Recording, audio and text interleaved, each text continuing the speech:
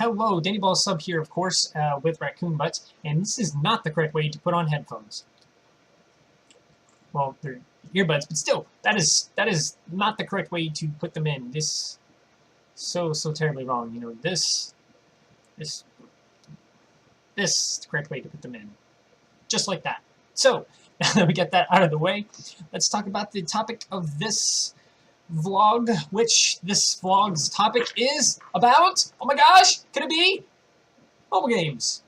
Yes, mobile games. We all have them on our phones, or our iPhones, or Androids, or Samsungs, and whatnot. But let's talk about what makes a good mobile game, what makes a terrible mobile game. Now, more along the lines of things like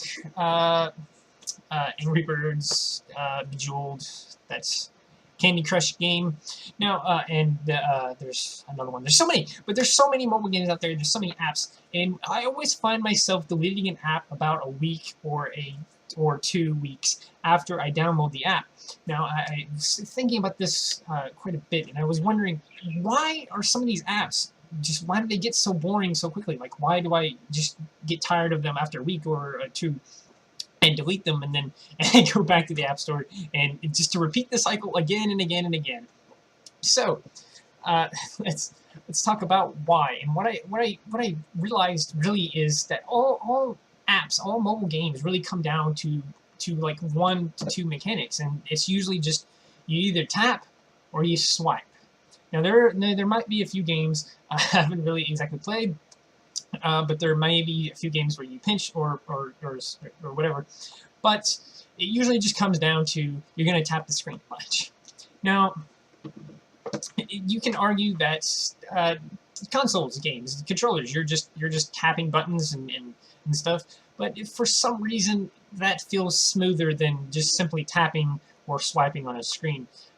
So I think that's kind of part of why mobile games just kind of I turn away from them so much, because they become so much of a tap game. Just tap, tap, tap, tap, and you can get boring of it quite fast. However, there are a few classics that I want to, that I think are classic, that I just could not help but just keep playing. So I'm gonna pull out my tablet here, which I am 100% allowed to do in the middle of a game.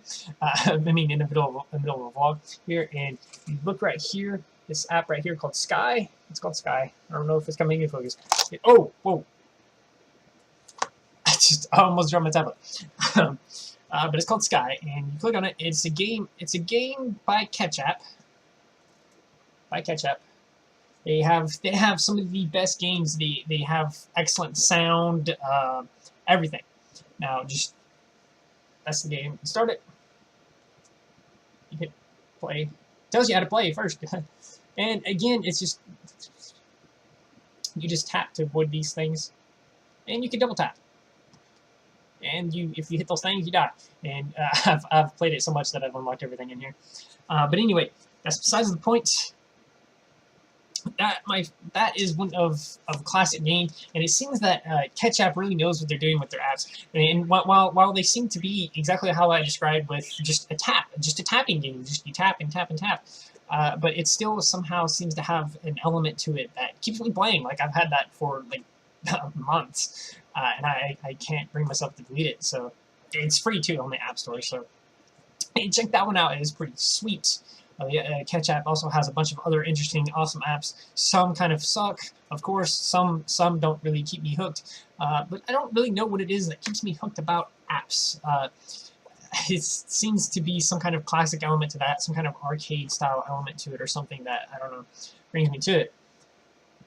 It's strange because even classic arcade games that I absolutely love, such as Tetris and Pac-Man, and even Galaga, which Galaga is one of my favorites. I download this to my phone or my tablet or something, and it just seems to get boring faster than if I had it like on a console or a computer or something. So it's strange. I don't know exactly what it is about it being on my phone or on my tablet that brings me away from it. But for some reason, apps I just always turn away from, and it's just strange to me. I wanted to share that my own take on apps and mobile games and such, and as I said, there's only a few elements ever to an app, and that is either touch or swipe. Very, very, very, very rarely. I've actually probably, I'm not even sure if I've ever seen it, but sometimes there may possibly be a control where you pinch the screen.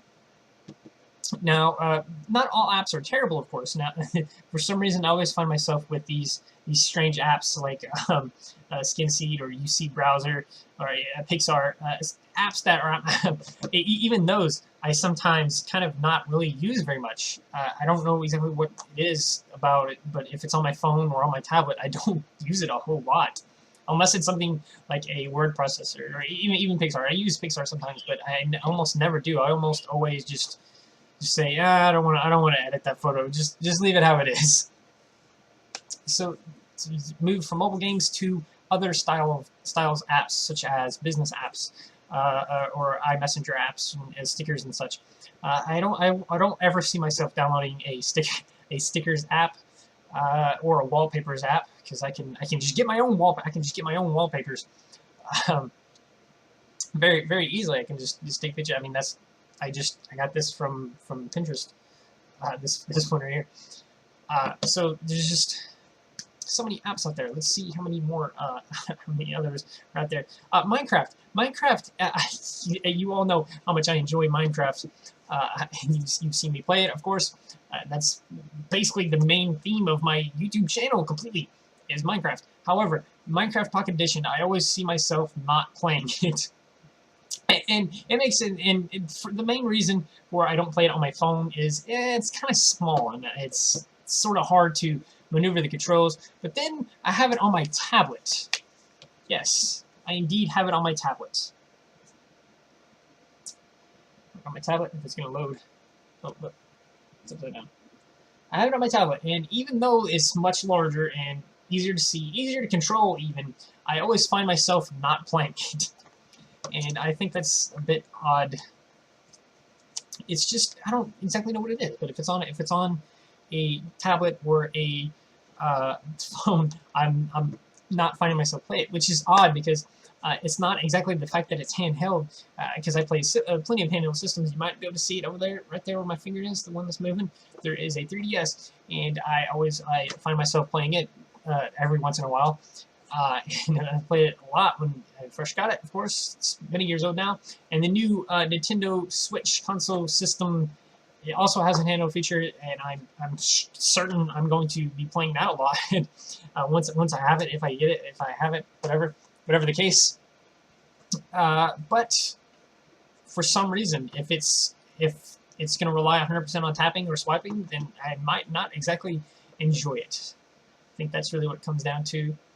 I think it's kind of odd. So I wanted really, part of the point of this vlog is really to ask my viewers, ask those 41 people, what do they think of apps? Do they have any that they keep and have always had since like the beginning of apps or whatever?